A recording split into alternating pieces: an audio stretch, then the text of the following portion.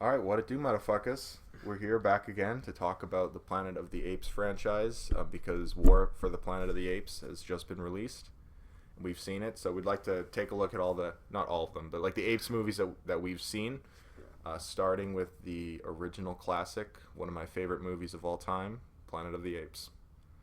I guess the one notable thing about this movie is that it was written by Rod Serling, who obviously is the Twilight Zone guy, which is another one of my favorite TV shows. And I know you're also a fan of the Twilight Zone. Yeah. Well, Rod's our boy, so yeah. I mean, yeah, he's fucking cool. One of the most underrated guys probably ever. Yeah, as far as like storytelling goes, the Twilight Zone is really a genius show. It is. Yeah. And that's what led to this movie feeling like a Twilight Zone episode. It really does. Yeah. Although it was based on a book. Yeah. Which apparently is pretty different from the movie. It is, yeah. Like, I think the end of Rod's script is completely different from, like, I think in the novel it's not Earth, it's a different planet, and then in Rod's book he completely changed it. Yeah, definitely. I don't know, like Planet of the Apes, it was always a movie that I kind of looked down on for being kind of stupid. Like, I don't know if I really want to watch that. It sounds kind of fucking retarded. Yeah, I Planet of the Monkeys. Like, wow, apes. And then when I finally watched it, I was like, wow, this movie's actually fucking awesome. Yeah, well, that's the thing, is it's a fantastic movie in a B movie's body. Like, you hear that and you're like, oh, Jesus. It's like King Kong, where it's like, oh, it's a giant it sounds really movie. stupid, but it's actually... But then you watch it, it's like, wow, this is actually incredible. What made me want to watch it, because I had seen the new ones earlier. I had seen, like, the Rise and Dawn, and I hadn't seen the original.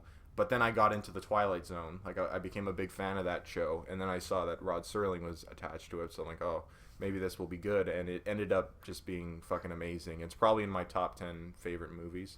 Maybe just short of it, but like it's a really, really fucking good movie.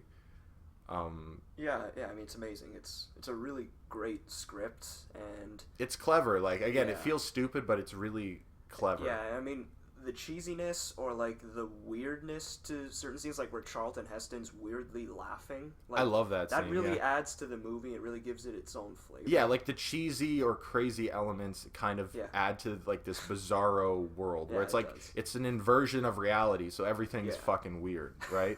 Which that's what I like about it. Is it does the the reversal of reality. It's like an inverted version of our world where apes have fucking taken over. Exactly. The ape makeup looks really good for the 60s. That's something I was worried about. Yeah, it's brilliant. The only problem with it, I mean, it's not a problem given the time and that, like, they did as good as they could, is sometimes the mouth movements are a little bit off, but, like, obviously, for a movie in 1968, it looks fucking great. It does, yeah. I like Charlton Heston in the movie. Yeah, as Taylor. Yeah. He's suitably... I guess strong and suitably weird at points, certainly. His performance has a lot of character to it, for sure.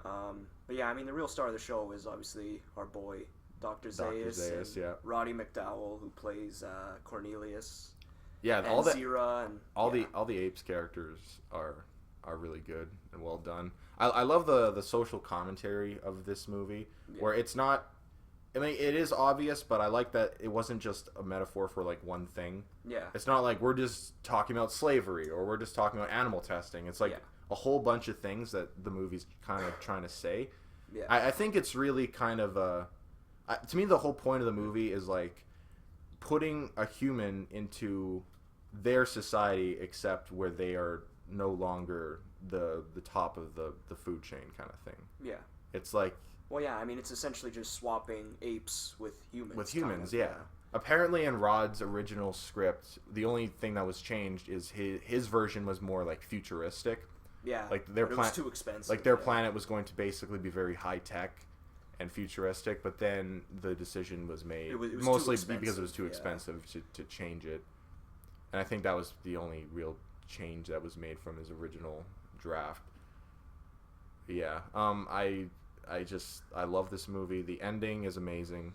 I know. It's such a downer ending for 60. It's, like, honestly, like, I really wish I didn't know the ending going in, but I think it's pretty much impossible not to, because pop culture is kind of spoiled the ending hardcore. Well, I mean, even if you do like we did, it still hits incredibly hard.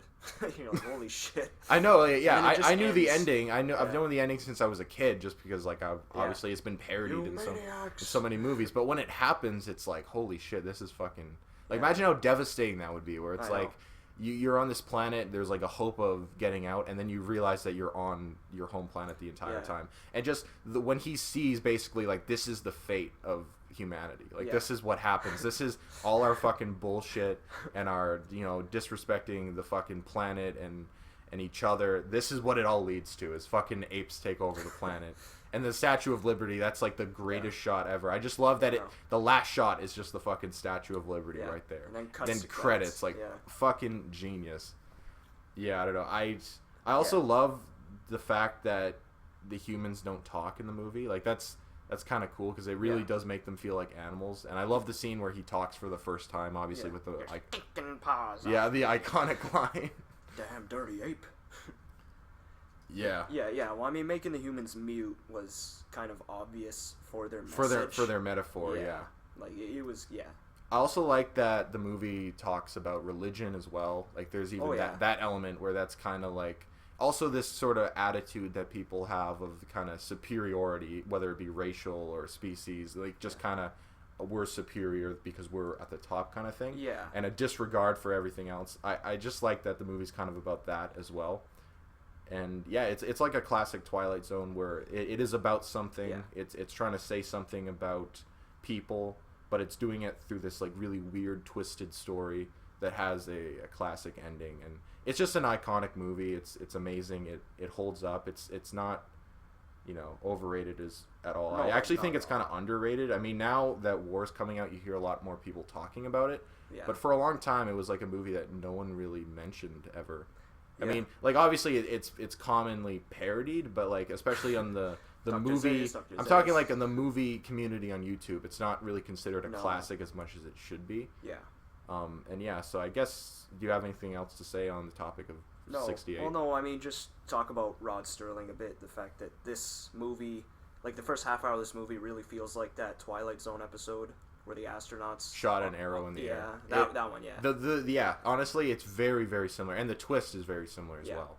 Like really, that's kind of my only semi-issue with the movie is the first half hour can maybe you're just like, okay, where's the apes? Kind of where's the apes? To me that's not even a problem with the movie. Like I just imagine it like if you didn't know anything about this movie and someone just put it on, and like you didn't know the title, you didn't know fucking anything, and you just start watching it, it's like the suspense is building. Like, what the fuck does this world... Even if you know the title and the apes are supposed to be involved in this. Like, I can imagine... Because back then, trailers maybe weren't as common. Like, they don't get spread viral on the internet.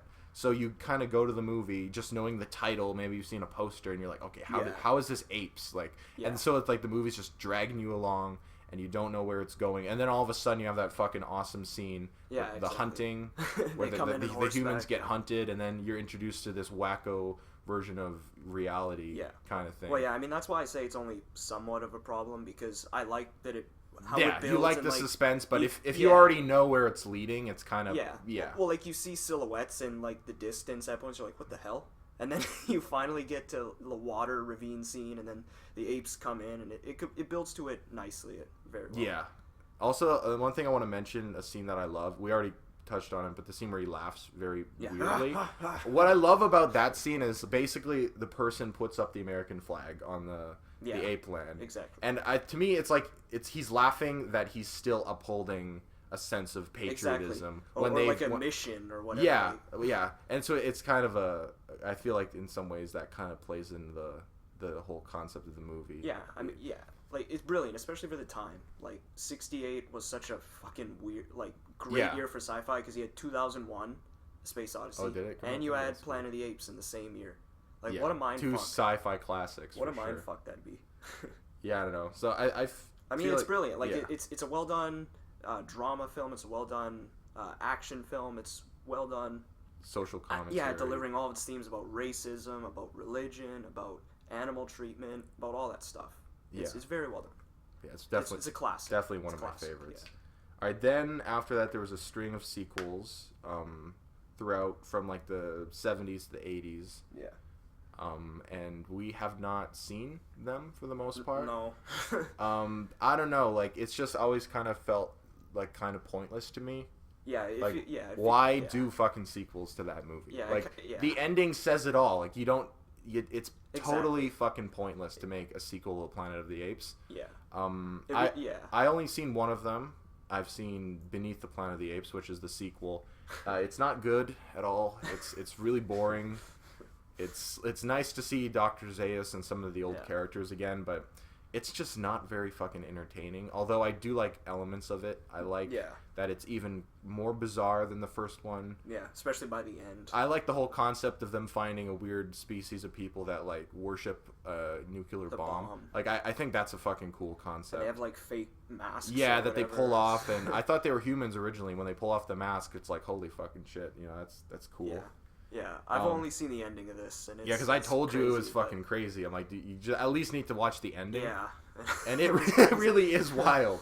I just love how the planet fucking explodes. Yeah, and then you just get this narration like there used to be a planet here or something, exactly. And then it's just quiet. Oh Jesus! It kind of ends like the first one where you just get this big quiet moment of just sheer devastation.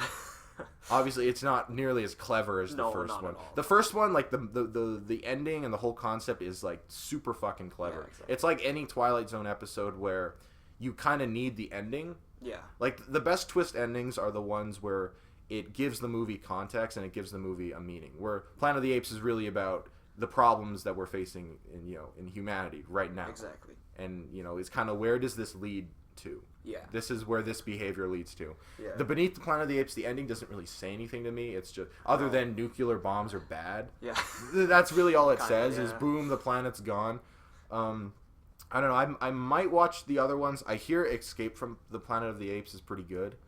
I've heard that one is good. I don't know. I might check them out since it's one of my favorite movies. I might need to watch all the sequels, but I just haven't because they... Again, it's like, why bother? Yeah. Why even? Yeah, I mean, to be a completionist, maybe I'll check it out. But it's really like the Matrix sequels to me. It's like, I don't care. I don't really want to watch them because the original was enough. Like, I don't care. There's a lot of movies like that where I'm just like... Like, okay. I just don't care. Especially if they aren't very, like, well-reviewed or, like, held in much... Exactly. If people are saying, "Oh, they're fucking amazing," I'd probably watch it. Okay, yeah, I'll watch them. But people are just like, "Yeah," it's like people forget that they exist. Exactly. Like they're not. It's like they don't exist. Yeah, so that's all we're going to really say about them. If I ever watch them, I doubt I'll have anything interesting to say about them. No. Even though, to be fair, not all of them are horribly reviewed. Like Escape from Planet of the Apes is fairly well reviewed, and I think a few other ones. But yeah, after that there was a TV show, which I have not seen at all. No. I don't think fucking anyone really has. I think there's an animated show too. There was also an animated series, both of which only lasted a season. Yeah, nobody's seen them. No. I'm kind of curious about the show. I am too. The concept of a live-action Planet of the Apes show is really fucking cool. Yeah. It'd be cool to see what exactly they're doing on that show. But I haven't heard anything about it. Yeah, neither have I. Like, I don't know a single zero fucking thing. zip about it. So, yeah, I might watch that one of these days. Probably not. I don't even know if I could find it anywhere. I could probably dig it up on the internet. Yeah, but somewhere, probably. Yeah. And then there was always plans after that to try to get another Apes film made. Yeah. Yeah, they were going to make a Spartacus, like, gladiator-type ape revolt Which movie, maybe would have been cool. Which sounds cool, but James Cameron was attached to it at a certain point. Some other guy was attached, and then he left, and then Arnold came in with another ape project, and then they seemed so incompetent. Like, there was this one producer who was like, it would be really funny if they had a scene where Arnold was teaching them how to play baseball. Like, that showed the incompetence they had at that time. And then a few years later... Timmy Burton came on. Yeah. Which apparently, before the movie came out, everyone was fucking hyped, apparently. Exactly. Well, I mean, I would be We were too young to remember the hype. Like, we weren't... Yeah, we were. But, like, apparently the trailers were awesome, and people were fucking psyched for the movie. And honestly, if I heard Tim Burton was making... Again, this isn't like Tim Burton before fucking Alice in Wonderland, and before he became kind of a hack. It's like... This was him in the 90s. Tim Burton was fucking 2000s. cool. Yeah, like, he was. He was Edward Scissorhand, fucking... Beetlejuice, Batman, Returns. Yeah, like... Ed Wood. all that the shit. fucking Nightmare Before Christmas or whatever. Exactly. Like he was cool. He was like top of he was his a game. visionary, and honestly, like given this material seems to yeah, suit him. it does Like, because it's kind of a weird fucking movie, Planet of the Apes, and so I feel like that could have been cool. So I would have been psyched to see it. Yeah. It exists. It just came out. And I've said this before, not on here obviously, but like I've said it to you. I don't hate this movie as much as most people do. Yeah. I think it's bad. I think it's really bad actually. It's fucking ridiculous. Way more than it needs to be. I don't like Mark Wahlberg in the movie at all. Yeah. I think he's really lame in it. He's wooden and just bad. Yeah, I know. But the movie I kind of enjoy almost as like a guilty pleasure thing. It's like, again, it's stupid, it's bad, it's ridiculous. They made them apes too much, where it's like they act like apes. Ooh, it's like it's just fucking stupid. Tim Roth's battle cry. Yeah, it's dumb. Like it's just dumb. And I know the original's dumb, but like this one you can't even take seriously. Yeah, this one's like at full all. frontal ass. Fucking like, stupid. It's yeah, just really dumb. But it's kind of so stupid that I like it in a certain way. Yeah. And I feel like it kind of builds a sort of creepy atmosphere that I kind of like. Where the original, I was never really creeped out, and not that I was creeped out with the Tim Burton one, but it was like it kind of builds more of like a dangerous feel. Like the atmosphere feels more dangerous, which I like about that. The apes look great. Yeah, the makeup is fucking awesome. It's amazing. It looks even visually, it looks really good. Yeah, Tim Burton did a great job directing it. Makeup and shit. I think the problem is the script and the fact that Tim Burton just taking shit way too far. Where it's just the scene where the monkeys are like about to have sex and then they like jump up with the ceiling. Yeah, no, like the foreplay or whatever. Like ooh, ah. It's just really fucking stupid. And again, I say it's stupid and it fucking is, but I kind of enjoy the stupidness of it. Or I just watched it like, oh my god, that's so fucking retarded. But at the same time, it's like parts of it I actually kind of like. So I don't know. It's a bad movie. I'm not defending it, but it's kind of a guilty pleasure at the same time. Where there's things about it I kind of appreciate. Mostly for the beginning. The second half was just kind of like a big fight scene. Yeah. And then obviously the ending, which is another thing about the movie everyone hates, but I don't hate. I don't know. It doesn't make any sense for me. That's why I don't like it, because it doesn't make any sense. Comparing it to the original ending, and really the only reason it's there is because they wanted to try to top the original and have like a big ending, or at least kind of parallel the original. Yeah. The thing about the original is, like we said, the ending actually thematically makes sense. It does. Yeah. It like works in the context of the movie and what the movie's trying to say about people. But the ending of 2001, it doesn't fucking mean anything. It's just empty, and it's like it's cool. Like I like seeing the fucking Abraham Lincoln. Like he gets down, you think everything's cool. You think he's back on Earth. He goes up and sees the fucking ape, and he realizes that he's pretty much in Earth, except it's everyone is an ape. An ape, yeah. Which I think that's kind of creepy to me. It's like the fact that there's probably a version of myself out there in that world where I'm an ape kind of thing. Like everything is exactly the same. They even have Abraham Lincoln, but Ape Lincoln. Except they're apes. That's just so weird to me to think. Again, it doesn't make any difference in the movie. It's almost like insignificant. Yeah. Like it doesn't say anything. Like, it doesn't really make any sense. It doesn't say anything. You don't get that, you maniacs, where he realizes that humanity has fucked itself over. Yeah. It's like it's just blah. Yeah, I mean, mainly because the movie also has nothing to say thematically. Like, it's just really weird. It's like, I don't know what it's trying to say about anything.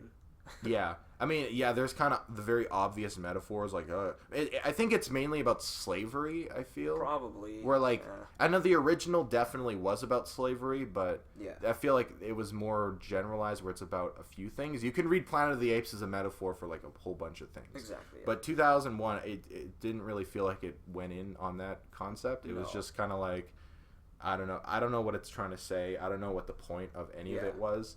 I don't know why you would remake Planet of the Apes at all, or reimagine as they're trying to say. But that's fucking stupid. It's just bullshit. Well, I mean, the idea on paper of an epic apes movie like Braveheart sounds cool, but it wasn't.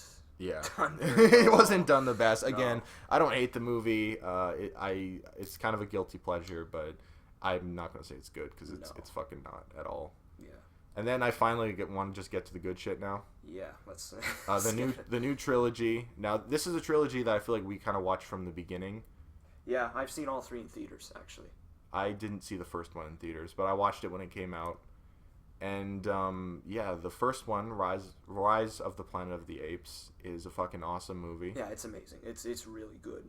It's probably my least favorite out of the three, but it's still amazing. Like it's yeah. I don't know, like you know, like I just the way in which they revolutionized mocap and CGI, where it's now looked at as an art form, kind of like how Andy Serkis performs is now looked at as an art form kind of, and people are petitioning for this guy to get an Oscar, and it's like shows how far technology has come, and just how far storytelling. I remember when I first saw Rise of the Planet of the Apes, that was something that kind of impressed me about it, was the CG. Yeah, it's gotten better, obviously. Obviously, yeah. And you know, the first one, like the CG holds up pretty well, but like there's still moments where you can tell it's CG, but it was like a huge fucking step forward technologically. As a story, I really like it. It's amazing. It's kind of a pseudo prequel to the original Planet of the Apes. We're not too sure. Yeah, that's something we'll probably talk about when we get to War. But it's kind of cool that it is Planet of the Apes, and it does touch on a lot of the themes of Planet of the Apes, where you kind of see like the apes are in the point where the humans were in the first movie. Yeah, like it's a direct parallel. Like, where I like when they parallel that. I like how the movie kind of starts off very normal and just regular testing, things that people actually do. Yeah. And then all of a sudden shit slowly goes wrong once apes are given more intelligence. I love all the scenes when they are in the prison or like the testing. Caesar. And the way Caesar kind of takes leadership and... and that part of the movie is really reminiscent, obviously, of the... Heston in '68 in the cages. I mean, they even have lines like "It's a madhouse" and like I think there's a news clipping or something about the flight of the '68 version. Like I think there's an actual clipping, so there's an actual reference to that crew lost in space or whatever. I mean, this one, like out of the three new movies, this is obviously the lightest of the three. Like it's supposed to be that way. Like it's supposed to be a fun kind of romp with the apes, but it actually has stuff to say. And that's my favorite thing. Like Rupert Wyatt, I think the guy who directed it, you could tell he loves Planet of the Apes '68, and he kind of wanted to do it again somewhat, but also have a new spin with the apes. And this is basically Planet of the Humans sort of thing, and then you throughout the next two movies see how it develops into Planet of the Apes. I like the relationship between James Franco's character and Caesar. Yeah, I like how that starts out, and John Lithgow is that sets up a real emotional thing for Caesar throughout the rest of the movies. Yeah, where he can never look at humans fully badly because he felt that love from James Franco. Even John Lithgow, Franco's father, is really touching story with his Alzheimer's, and Franco's trying to cure it. And I mean, the only problem I have with the movie is the love interest. Like, I can't even remember her at all. I literally don't remember that there was a love interest. Like, every time I watch a movie, I'm like, oh yeah, she's in this. Like, I can't even remember. Yeah, that's kind of a weaker element. But I mean, like, that's literally the only problem. Like, the end action scene where they're storming the Golden Gate Bridge is amazing. Like, it's really well done. I like that it's not an action movie. It's not at all. I mean, it's like every Apes movie. It's not really an action movie, but there's amazing action in it. You get that action burst at the end. I mean, my favorite, like I said, my favorite point is when they're in the prison. I just like how it slowly, the tides start to turn. Where like, he turns into at first, the apes have basically kind of accepted that this is where they are. But then Caesar kind of becomes the leader and says, no, fuck this. Like, we can fight back. Yeah. And just how they fight back and slowly start doing that. Yeah. I just thought it was really fucking well done. Yeah. And once they start breaking out and all hell breaks loose and they get to the woods at the end, and when Caesar says goodbye to James Franco's character, it's actually emotional. It's a very touching scene. I don't know. The movie's great. It really has a real heart to it. It does. It plays on a lot of the themes that the original did, which is really cool. Yeah. To see a more modern movie that actually has themes, that's always a big thing for me. Yeah. It's like, what is this movie trying to say? Like, I like when movies are not being preachy, but at least have a theme kind of thing. It's a lot better than a lot of the blockbusters. Where it's a theme other than just a bunch of fucking superheroes punching each other kind of thing. Like, I like when it actually has something to say. Yeah. And I like that it's subtle, it's not in your face, and it's just very it's a smart movie, and it's really good as a opening to a trilogy. Yeah. Well, I mean, my favorite scene has got to be the scene I remember the most from when I saw it in the theater was where, I think his name's Draco Malfoy or something. The guy from Harry Potter. He's in this movie, and he's the guy. I think he's in like the play area with Caesar because Caesar lured him in there. Yeah. And then he's like trying to beat him with the baton, and then Caesar puts him down, and then he grabs the baton. And he's like, no. Or no, he's like, get your hands off me, you stinking ape, or whatever. And then he's like, no. I just remember that. That's implanted in my mind from when I saw it in the theater. Forever, yeah. It's like the first time they actually like say something. Because this is where he becomes a leader. This is where he learns to fight back, and it's awesome.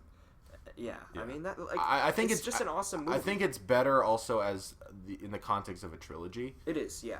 Because the next two, I think it definitely steps it up even more. Yeah. With you want to talk about Dawn now? Yeah, let's segue into 3 years later with Dawn of the Planet of the Apes. This is one that I did see in theaters. It was the first first Apes movie I did, and it just left a fucking huge impression on me.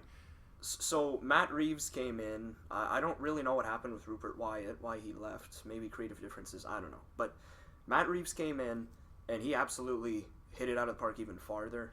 Like I love this movie. Yeah. This is probably my favorite Apes movie. I would probably say that too. I need to watch War again to really see how it stacks up. It's so special, and as I was saying earlier about Rise, like Rise had a kind of more of a playful-ish tone to it. Like this one is fucking dark, man. Like there really some is dark points in this movie. It doesn't have like the. I mean, it obviously does have emotion, but it's not as lighthearted, friendly. It's very kind of.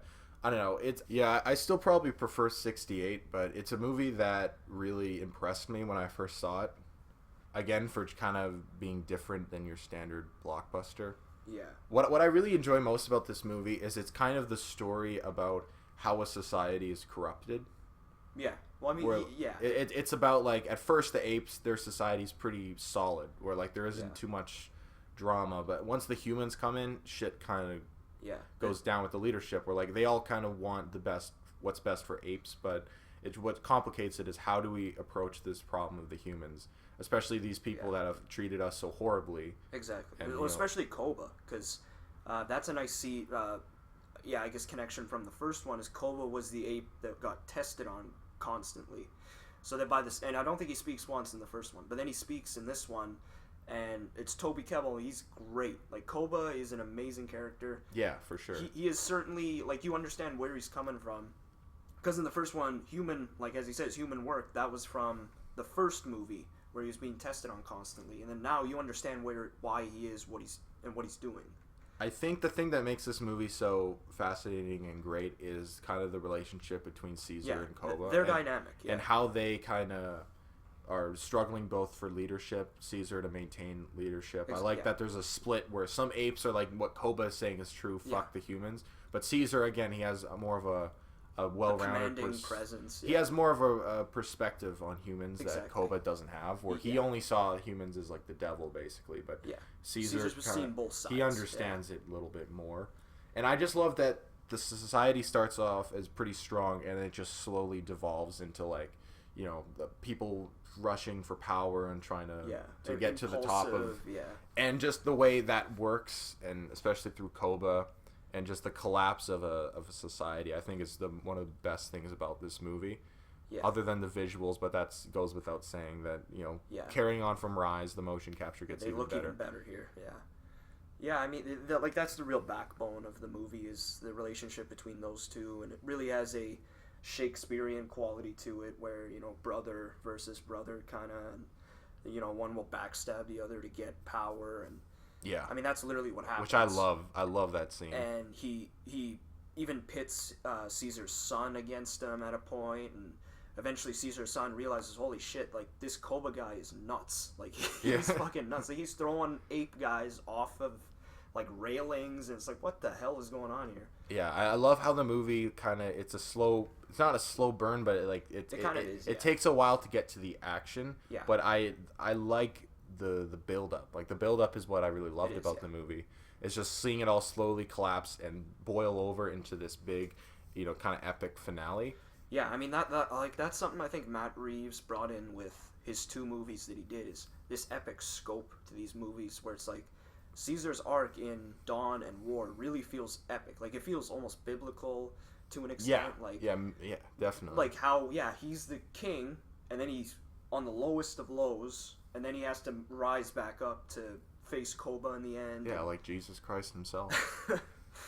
I mean, yeah, and even the human characters in these movies, like, I mean, Jason Clarke's serviceable, and Kurt Russell, but I mean, Gary Oldman's really good as that villain, and everything, or quote villain, because you completely understand where he's coming from. Which that's what I like about all these characters. Exactly. Is it doesn't feel like you could say Koba's probably the most bad guy-ish, but especially if you watch the first one and see like where the character went through, the like seeds, he's totally believable as a villain. Yeah. Where at heart to me, he's trying to maybe not do what's best for the apes, but he's trying to make the apes strong. Like he's trying to make their society the dominant one and protect kind of his people. And he just sees like taking out Caesar is the way to do that, because Caesar wants us to bend to humans basically. Yeah. And so you kind of see like that character, which I enjoy. It's not kind of black and white. No. Everything's kind of good, evil. It's very kind of, there's shades of gray, and it's very kind of, like the morality of it is kind of interesting. Yeah, that's the best part of the movie for sure, is just seeing how those two interact with one another. The fact that Koba's clearly pissed off at the fact that he's looked at as below Caesar. And I mean, that's why he shoots him, obviously, because he wants to take control of the apes. But I mean, even the scenes where he's like, he's like, forgive me or whatever. And, I mean, like, that stuff's the best. And even segueing into the end where they fight, like, that's so emotion-filled. You feel it, yeah. That you're like, this is an amazing fight. Well, it's the future of the ape civilization. Fighting, yeah. And, I mean... Like. There's really great scenes. Like I love the scene where Koba's pretending to be like a stupid monkey for them, and then he turns on them. Like I really fucking love that scene. Or even the scene where Caesar goes back to his old house and he sees the video of Franco. Yeah, I remember when I was in the theater, like I teared up. I was like, holy shit. Yeah, that was especially if you've seen Rise. Like these movies are best as a trilogy. Like you watch them, if you marathon all of them, you definitely feel the emotion. Yeah. You see like the running story arcs kind of thing, especially with Caesar. Yeah. And kind of Caesar's story that concluded very well. But Dawn is a great movie. It really did hit home with me when I first saw it. Yeah. In the theaters. It was just kind of a thing I didn't really expect very much of it. I liked the first one a lot, so I went to see it, but I was like, wow, this really stepped it up. Yeah, and it definitely ended up being like the Dark Knight of this trilogy. I think. Yeah, I think it's one of the best blockbusters over the past few years. Like I just definitely unabashedly love this thing. Yeah, it's a fucking brilliant movie. And I mean, segueing into the next one, which came out this year, obviously a few weeks ago. Yeah. I mean, Matt Reeves, he I guess he made a lot of money with Dawn of the Planet of the Apes. So then the studio was kind of like, all right, do whatever you want, and he made this bold fucking choice to release a Schindler's List ape type movie. That's basically what it is too. It's totally Schindler's List. It's ballsy, man. It is super fucking ballsy. Yeah. Now look, this movie, I think most people are fucking loving it.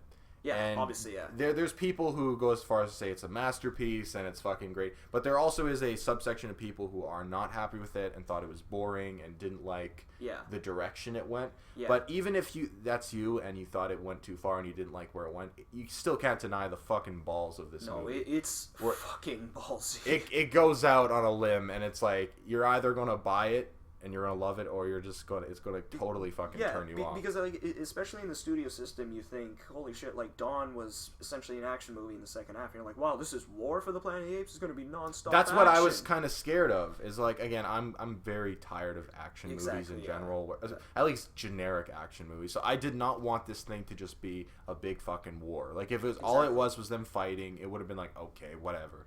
But this is really not an action movie. Not at all. You get a couple bursts, a little burst at the beginning, a little burst at the end, but really this is a fucking heavy drama. Yeah, like going back to Matt Reeves bringing on the fucking darkness. Like this movie is Like, this Schindler's is not List, a pleasant watch, man. No, it's not an easy watch at all. There's little bits of brightness, like with Bad Ape and stuff, but like... Yeah, well, I mean, the first half kind of, like, you see it and you're like, okay, this is kind of like Dawn. Yeah, it feels very much like the first half, like it's a continuation of Dawn, and then something happens in the middle where one character is introduced, and it just becomes a fucking Schindler's List Holocaust drama. Yeah, where it's literally presented as the Holocaust. Like, it's very obvious, like, we're talking about Nazis and skinheads, and they're gathering up apes and putting them in fucking concentration putting them camps. to work for a wall. And yeah, it's like, holy shit, this is fucking crazy. It's like, especially the fact that it's like, because I saw in the trailers, I was like, okay, well, they arrive at this camp, and then I'm like, well, and then I was thinking, like, while watching the movie, I'm like, oh, they already arrived at the camp. Like, this has got to be over soon, and then they're going to be some action shit like elsewhere, and I'm like, holy shit, no, this is the movie. The whole half this of the is the movie. Yeah, I don't know. It carries off from Dawn with the heavy drama that really works. Yeah. And I loved Caesar's story. Like, this is probably my favorite. This movie made Caesar to me one of the most iconic film characters. Yeah. I wouldn't have said that about Caesar until this movie, where it completes his story in such a great way, and especially how they made the decision to kill his family at the beginning. It's just like, it gives them this fucking rage and heavy emotions. Because it pisses you off too. You're like, like that. You're a fucking asshole. That was unnecessary. Yeah, I know what I liked about it is Caesar before then was always very moral. Like, humans and apes can coexist, and let's be peaceful about this. But once his family was fucking killed, he's just like, fuck this. And you kind of see his moral fabric and his leadership kind of slowly take down, where he's overcome with rage and now he's out for blood kind of thing. Yeah. And which I really like that, he's just to see where the character starts, especially in Dawn, and carries over into War. I just thought that was really cool. Yeah, I mean, he has a great arc, because he goes from that at the beginning, and then by the end, he chooses to not kill Woody. I like the adventure. Like, yeah, exactly. I love the adventure of it at the beginning, where it's just kind of them exploring, and it kind of feels like one of those sort of survival zombie movies where it's like, well, we're finding camps of survivors. Like the scene where they find Nova, and that was really cool. That was cool. I liked all that stuff. The first half is very good. It's very adventurous, and then it all of a sudden shifts. When they meet Bad Ape, I like that scene as well. Yeah, and that's a really cool character. Steve Zahn, he's really good. Steve Zahn, he's Bad Ape. I didn't know that. Yeah, that's Diary of a Wimpy Kid father. That is really fucking cool. He's gone a long way. Yeah. So I like that, and then honestly, I feel like a lot of people probably would go into this movie thinking it's an action film and would be the marketing would be sort of disappointed. It showed it more action-y than it actually is. Yeah. And so I feel like once it gets to the Holocaust thing, you're either going to be on board or you're not. Yeah, I think the more casual people will be turned off, but I think people who really appreciate loved these movies and took them very seriously. Because I know I wasn't expecting that, and I loved it still. No idea I still really liked it. That was happening. Yeah. But yeah, I love that it turns into a very dark prison break movie. I like that Caesar's really tested. It feels sort of like Dark Knight Rises to me. It does, yeah. Where Bruce Wayne is kind of being fucking tested and like physically tortured and like kind of trying to, I mean, this one's kind of the Passion of the Ape, actually, the more I think about it. Yeah, the Christ metaphors are definitely there. Like when he's being like hung up like Jesus and stuff. It's very much cold water presented like Jesus, which is kind of funny. I mean, that adds again to Matt Reeves' biblical epic, as he said this whole time. Like, this was the story that really... It does kind of feel Mel Gibson. He wanted to solidify Caesar as a holy figure, as an ape holy figure in this movie. That's what Matt Reeves constantly said. Yeah, he is ape Jesus. They exactly showed that. Yeah, I don't know. I really liked how that was presented. You feel the heavy weight of it, where he sees his son in the cage. And, and just it feels like, fucking. Where's Cornelius? It feels so devastating and big, I know. And like, especially like I was thrown off by how fucking sad I was, because I was like, holy shit. It's like, super miserable. Yeah. And then I love once they get there and the way they kind of slowly break out was really cool. That was awesome. Where they go underground and there's a real tension where you're like, oh, are they going to fuck up? Exactly, are they going to see them? Like, how's this working? And yeah, so I really loved that about it. And yeah, I also thought the ending was very well handled. I like once the explosion goes off and the war fucking hits, it's like you expect there to be a big action scene, which there kind of is, but it's really. No, it's yeah. It's kind of like, human on human. Once the bomb goes off, I'm like, is this how this thing's ending? Like everyone dies. We're gonna fucking Rogue One this shit.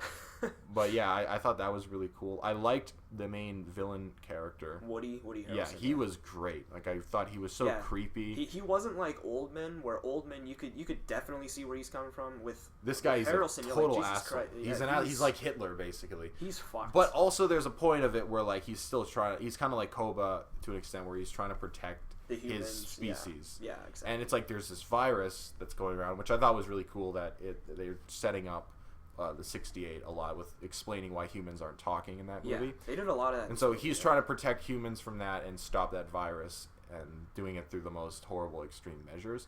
Yeah.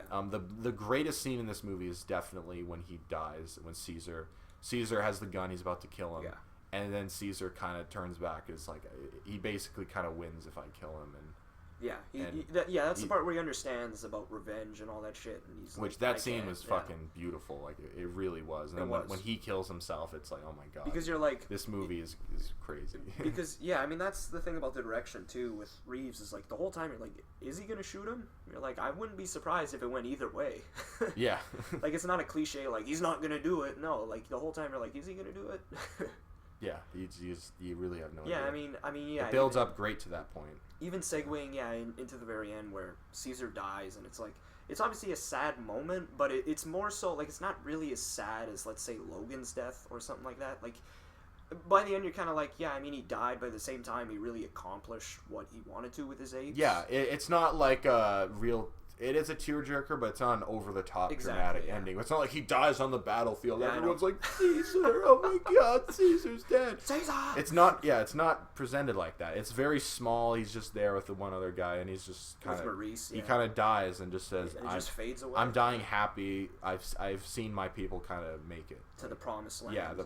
Yeah, I really felt like it almost is the Jewish metaphor, where they get, like, them walking through the fucking wilderness to get to the promised land. I love, as a fan of 68, how they set up that movie. Yeah. Or even though there is still some question of, like, whether this is a true prequel, is it really trying? Because there's obviously tons of continuity errors if you were to assume that this is, in fact, a prequel of Planet of the Apes. But I kind of feel like that's how it's supposed to be. Yeah, I feel like it's kind of their own... It could be their own continuities. Like, their own continuity. They might try to remake Planet of the Apes in some way. Maybe with the next movie, they might try to remake it somewhat. But... I don't know. Like it's. I watch this like it's a real prequel. It probably is. It kind of feels like it is. I sort of call it a pseudo prequel where it's like it is a prequel. It's supposed to be in the same continuity, but it's a very loose continuity where they're not really, being held back by it. Yeah. So I love when they go to the actual Planet of the Apes where it looks like 68, where they're in that place, the same place. You see the beach, that one scene where they're walking past, which I'm assuming that's where the fucking Statue of Liberty will eventually be. I like that they showed the bombs going off, which is what he's referring to at the end of 68. Well, there's Cornelius, obviously, and Nova. Yeah, so all that's cool. That's really cool that they are very much setting up Planet of the Apes. I would be interested to see another one to see how they kind of bridge it to 68, because obviously where they are at the end of war is not where they are at the beginning of 68. Yeah. So there's still a story to tell where how the society gets to that point, how Caesar's apes kind of turn into the apes from 68. Yeah. Well, because by the end you're like there's no way they're gonna turn on this Nova girl. Like, there's no way that his apes are going to turn on the Nova. Which they have to. If this is part of the 68 version. If the future is Zeus's apes, then they have to turn on her. That would just be really cool to see a movie where the controllers went from Caesar to Zeus, I think. Where the control was passed from Caesar. Yeah, I mean, that'll be interesting, like, especially in the next Apes movie, if they set it up. Where it's almost like Zeus is taking on Koba's vision for what ape society should be. Yeah, he's kind of like a more toned down Koba a little bit. He's he's like a Koba. He would have been a Koba supporter. Zeus, exactly. Which I think that's really cool. I'd love to see a movie of how Caesar's apes turn into. Like that's the thing is like I wonder if the next movie's gonna be that where it's like Zeus has a group of apes and they meet Caesar's apes and then Zeus's apes win in the end. kind of just a dark ass ending where Zeus is apes. And then it brings it to this full circle kind of. And then it's thing. like, okay, they abduct Cornelius, so he grows up in Zeus's world, and they abduct Nova, and then that's why she's a prisoner. I mean, I could see it. I could see it happening. Yeah. Because I mean, the original Planet of the Apes apparently, like on that time dial thing, it says it's in like the 4000s or something like that. But that could be just a time. Like that could just be an error. Like they could find a way to explain that away. It's sci-fi. You can explain a lot of things. Yeah, I think they could directly connect the next movie into. Yeah, again, there would still be continuity errors, but there would, But I feel like people could buy it to a certain degree. Where I already read this trilogy like it's a prequel to Planet of the Apes. So yeah, War. I still probably prefer Dawn in this trilogy. I think it's probably the best one. Too, But War is very good. I think people go a bit far when they say, "Oh, it's a masterpiece" and shit. Yeah. It's like, well, I mean, I think I'd say the trilogy is kind of a masterpiece of a trilogy, but like, people are trying to act like this one is especially better than the other ones, which I kind of understand. Like, seeing from like how far they took it and how ballsy it was to kind of give it some of that attention. But I still think Dawn is a better movie. I do too. I mean, it's different. That's the thing. I kind of see it almost like Dark Knight to Dark Knight Rises, where Dark Knight Rises is great, but the second one... Yeah, I mean, in many ways it's like the Dark Knight trilogy, where all three are amazing, but it's just varying levels of amazingness. Like, this one's a little bit more amazing, and this one's a little bit more amazing. I think Dawn is definitely the Dark Knight of the trilogy, I would where it's agree. the best one. Rise does feel like Batman Begins, and then this one did feel like Rises, where it felt kind of more epic in a way. It felt it felt the epicness came from Caesar's story and kind of how that kind of pays off. Yeah. And so I felt very satisfied. It's another classic trilogy where every movie makes sense and it works. And there isn't too many. It's like the original Star Wars trilogy, the Dark Knight trilogy, and I'm sure there's a couple. I mean, especially when you're Lord of the Rings. Lord of the Rings for sure. Yeah, I mean... Austin Powers. I mean, I'd agree with that. I love those movies. We should do Austin Powers one of these days. That'd be fun. Yeah, I don't know. So, anything else you want to say on Planet of the Apes? Just in terms of sci-fi, like, these... Like, I mean, just like how you were talking about 68, like, these movies, I think, are pretty underrated. Because they're, like, the best movies that have come out in their respective years, but nobody really pegs them like that. Yeah, it's like one of these movies comes out and then everyone kind of forgets about it afterwards. Yeah, exactly. Like, everybody's like, oh, it's amazing. Because everyone's too preoccupied talking about superheroes and Star Wars to really give these movies any love. Like, oh, Dawn of the Apes. So what about Avengers 2? I'd say the Apes movies are definitely one of my favorite franchises, especially 68 and this new trilogy. Those two parts of the series are just amazing. Like, they're smart, they have things to say, but they also are exciting and kind of big and epic. Yeah, so they feel spectacle. Yeah, it's a great trilogy. Or a great series. I just love it has heart, it has emotion, it has intelligence and excitement, and I also love that at the same time it's fucking insane and bizarre and Planet of the Apes. Like, I still can't get over that we're talking about a franchise called Planet of the Apes. And it's supposed to be serious, and it is. You take it seriously too, especially with the new ones. I don't know how they've been able to turn this fucking insane premise into like talking apes. Make it serious. Into actually a serious thing. So like a Schindler's List ape movie. I know. Did you ever think you'd say that? So yeah, big props to this new trilogy, and we'll see where it goes from here. If they ever do another Planet of the Apes movie, we'll definitely talk about them. Sorry we didn't have much to say on the sequels. We just don't have much interest in seeing them. It would be like a 3-hour podcast if we'd seen them. We're already almost up to an hour. We have 10 minutes away from an hour, so I think we'll probably end it off there. Yeah, I mean, we're just very excited to see where it goes. And if it goes anywhere, Matt Reeves, if they make more, I hope Matt Reeves. He kind of seemed like he wanted to. He does, so I'm definitely down for that. We'll see you guys next time. Motherfuckers. Fuck you.